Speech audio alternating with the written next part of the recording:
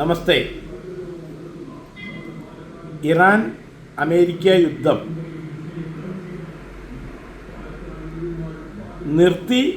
നിന്നു കഴിഞ്ഞു എന്ന് പറയും, വീണ്ടും തുടങ്ങിയതായിട്ട് നമുക്ക് കാണാനും കഴിയുന്നു.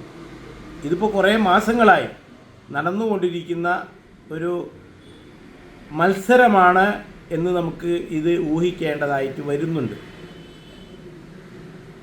ഒരാഴ്ച നിർത്തിവെക്കും, വീണ്ടും തുടങ്ങും. യുദ്ധം നിർത്തിവെക്കുമ്പോൾ ക്രൂഡ് ഓയിലിൻ്റെ വില വളരെയധികം കുറയും. യുദ്ധം തുടങ്ങിയ അത് ഇരട്ടിയായിട്ട് മാറുകയും ചെയ്യുന്നുണ്ട്. അപ്പോൾ ഇതിൻ്റെ പിന്നിൽ ഇറാനും അമേരിക്കയും തമ്മിൽ ഒരു ഒത്തുകളിയുണ്ടോ എന്ന് ഇപ്പോൾ സംശയിക്കേണ്ടതായിട്ട് വരികയാണ്. കാരണം പല രാജ്യങ്ങളിലെയും ക്രൂഡ് ഓയിൽ കൊണ്ടുപോയി സ്റ്റോക്കൊന്നും ചെയ്യില്ല, അവിടെ നിന്ന് തന്നെ പർച്ചേസ് ചെയ്ത് മറച്ചു വിൽക്കുന്ന മെയിൻ ഒരു പണിയാണല്ലോ അമേരിക്കയുടേത്.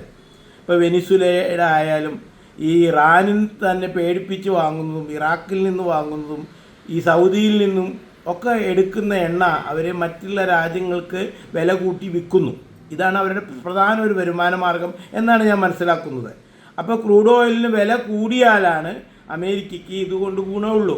കൂട്ടത്തിൽ ഇടയ്ക്കിടയ്ക്ക് യുദ്ധം നിർത്തും.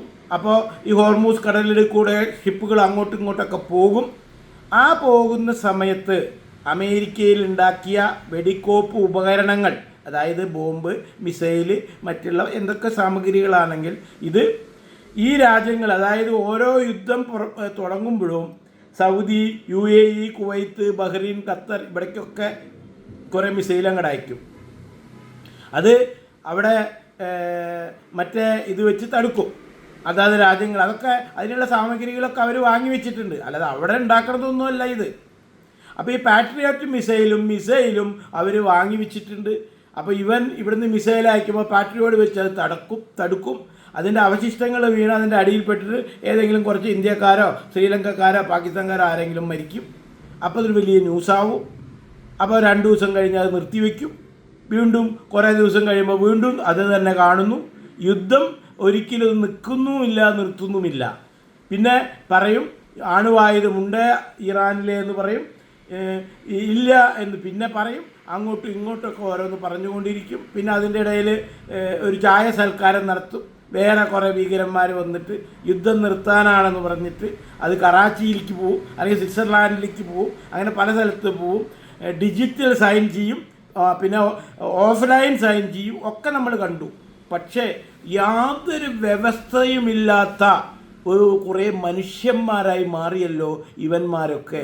ഓൺലി ഫോർ ബിസിനസ്, കച്ചകപടം മാത്രം ചെയ്യാനറിയുന്ന മനസ്സില്ലാത്ത കുറേ മനുഷ്യന്മാരാണല്ലോ ഈ രാജ്യത്തിൻ്റെയൊക്കെ തലവന്മാരായി നിൽക്കുന്നത് എന്ന് ആലോചിക്കുമ്പോൾ നമുക്ക് വിഷമം വരികയാണ്.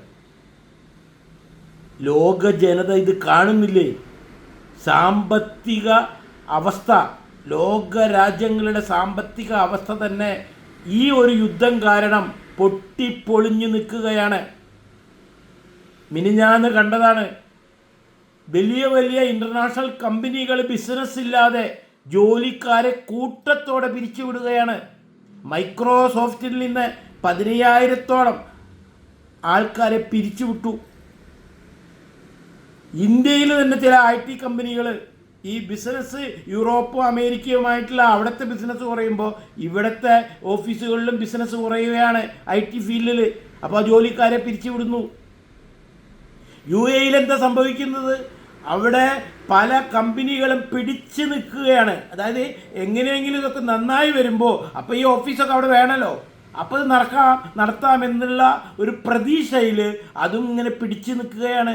റിയൽ എസ്റ്റേറ്റ് തകർന്ന് തരിപ്പണമായി എന്നാണ് മനസ്സിലാകുന്നത്.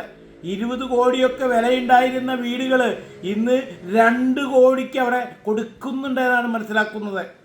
അതിനുപോലും ആളെ കിട്ടാനില്ല വാങ്ങാൻ.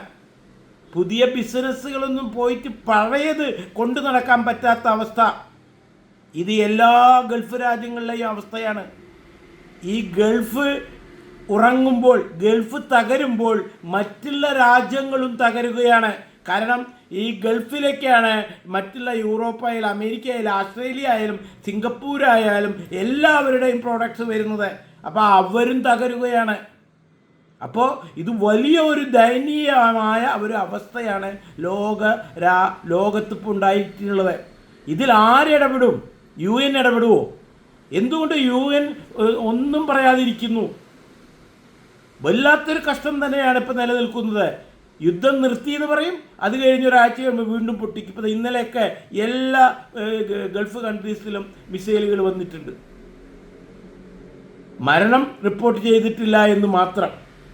അപ്പോൾ ഈ മിസൈലുകളും പാട്രിയാറ്റിക് മിസൈലുകളും വിൽക്കാൻ വേണ്ടിയിട്ടാണോ ഈ ഇടപാട്? ക്രൂഡ് ഓയിലിന് വില കൂടുമ്പോൾ അത് മറച്ചു വിൽക്കുമ്പോൾ കിട്ടുന്ന ലാഭം കൂട്ടാനാണോ ഈ ഇടയ്ക്കിടയ്ക്ക് യുദ്ധം? ഇടയ്ക്ക് ഹോർമൂസ് അടച്ചിടുക, ഇടയ്ക്ക് തുറക്കുക. ഇത് വല്ലാത്തൊരു അവസ്ഥ തന്നെയാണ്. ഇതിനൊരു ശാശ്വതമായ തീരുമാനം ആരുണ്ടാക്കും? ആരിടപെടും? അതാണ് ഇനി നമുക്ക് കാത്തിരുന്ന് കാണേണ്ടത്.